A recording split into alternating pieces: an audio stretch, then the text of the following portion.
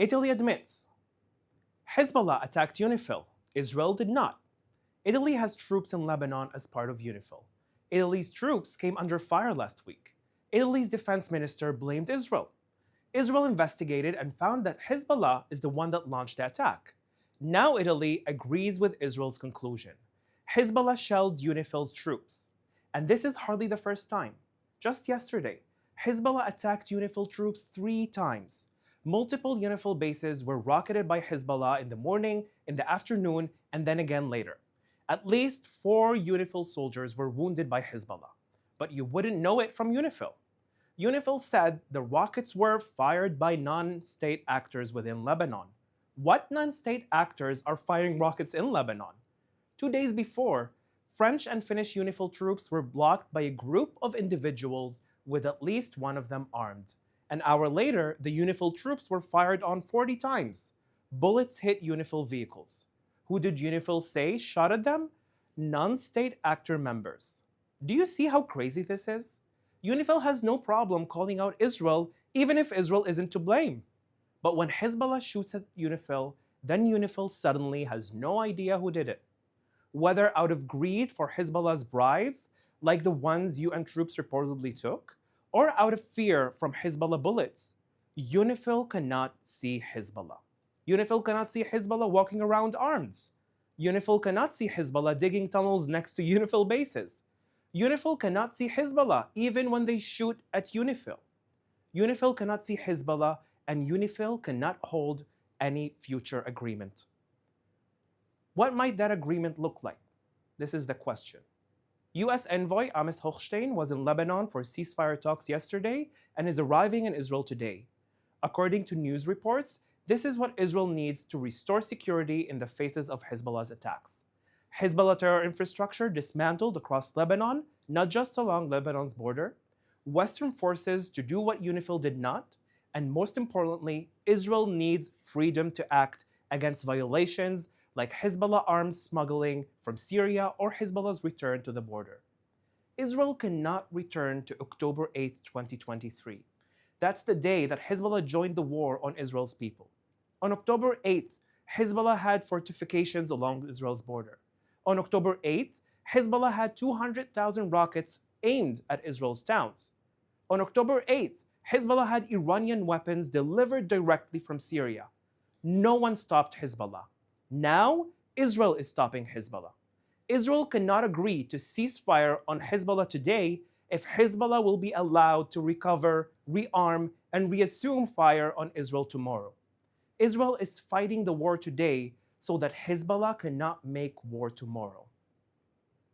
Now let's take some questions from our audience watching live on social media. Thank you. Our first question today comes from Instagram. Amos Hochstein said that a Lebanon ceasefire is within grasp. What is your sense on the timing of when this may happen? Well, this is the question that we're all looking to have an answer for. Amos Hochstein was yesterday in Lebanon negotiating with the head parliament of Lebanon, Nabih Berri, that he's also the representative of Hezbollah. Nabih Berri said a few times that they are looking forward to the day that the ceasefire would happen, but they do have some conclusions about it, or maybe some red lines that they're not really agreeing on. One of them is Israel having, to be able to attack if Hezbollah will start to regain back its power, or if they will see that Hezbollah will start to get weapons throughout Syria with the Lebanese border. And this is something that is really important to understand. If Hezbollah or Nabih Berri on behalf of Hezbollah are negotiating in good faith, they wouldn't have any problem with that Israeli request. Because if Lebanon is to uphold that agreement and to make sure that Hezbollah wouldn't gain weapon again, Israel wouldn't have to attack. So if they do want to agree that, they should do that. And I really hope that one day in the near future, we will be able to see that Hezbollah will cease to exist. Because it's not just for the good of Israel that we don't want to have war, it's also good for the people of Lebanon that are waiting for the day that Hezbollah will cease to exist as a military organization, taking place in Lebanon, hijacking the Lebanese politics, threatening Lebanese people on behalf of the Islamic Republic of Iran. This is our major problem. Once Hezbollah is out of the picture, we are able to have not just an agreement. We don't need another agreement like the 1701, like 1559, or other US resolutions. We need peace between Israel and Lebanon, and this is what I'm hoping for. Our next question is from Daniello on YouTube, who asks you if there's any news on Charles Shartouni. This is a Lebanese academic who recently denounced Hezbollah, said that Lebanon should make peace with Israel, and he's apparently facing arrest. Have you heard anything about this?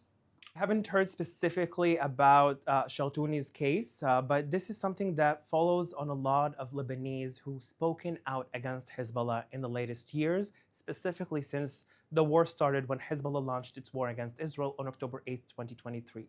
There are many Lebanese like Shaltuni, like other, for example, the previous reporter Mai Shidia that we reported on also here, that there was an attempt of assassination on her life because of Hezbollah.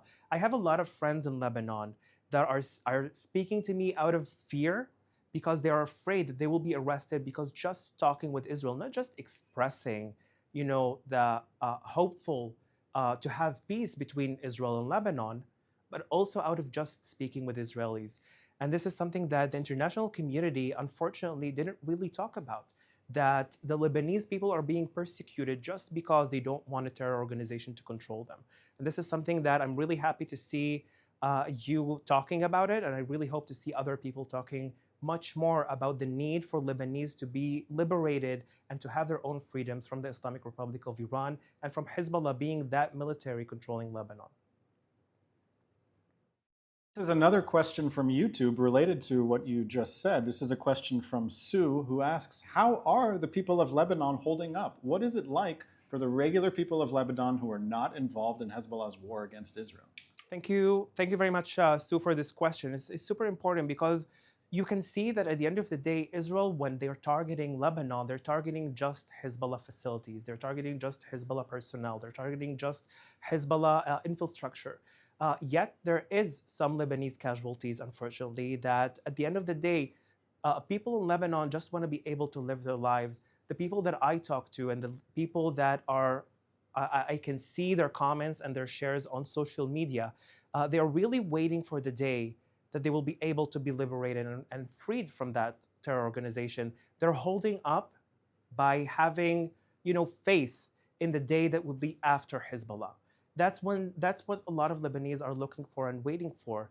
A lot of them are afraid from the day after because they're afraid that Hezbollah will retaliate inside of Israel, inside of Lebanon, if the war stops and Hezbollah will be forced to give their weapons. That's what we're all hoping for and looking forward to achieving this upcoming agreement. But they're afraid that the weapons that Hezbollah is now targeting towards Israelis will be targeting Lebanese people. That's why the international community needs to support the free, liberated Lebanese people that are looking to just live their lives like we are wanting and looking forward to live our lives. We have time for two more questions. The question right now is from Katie on Instagram, who asks, what's the point of UNIFIL sticking around at all? Do you see a role for UNIFIL in Lebanon? And if so, what is it? Well, thank you very much for the question. The question of UNIFIL standing and holding inside of Lebanon has been raised lately in many reasons. Like we mentioned now, UNIFIL has done nothing for the last 18 years.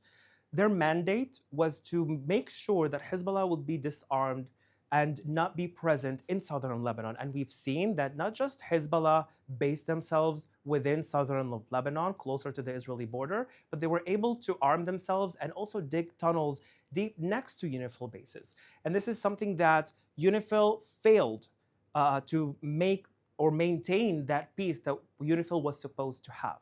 And this is something that I believe that Israel's request also by the talks and by what was published all over the news lately, that Israel is requesting another international committee that will make sure that UNIFIL will be doing their job that they should do.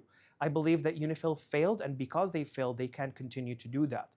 That's why we need another international committee to make sure that Hezbollah will not be able to gain their weapons again, and also Hezbollah will not be able to fire any one single shot at Israeli civilians.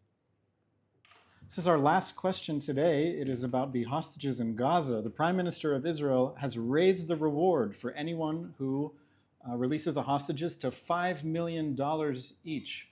Do you have any hope that we will see some change in the status of the hostages in Gaza? Will they come home soon?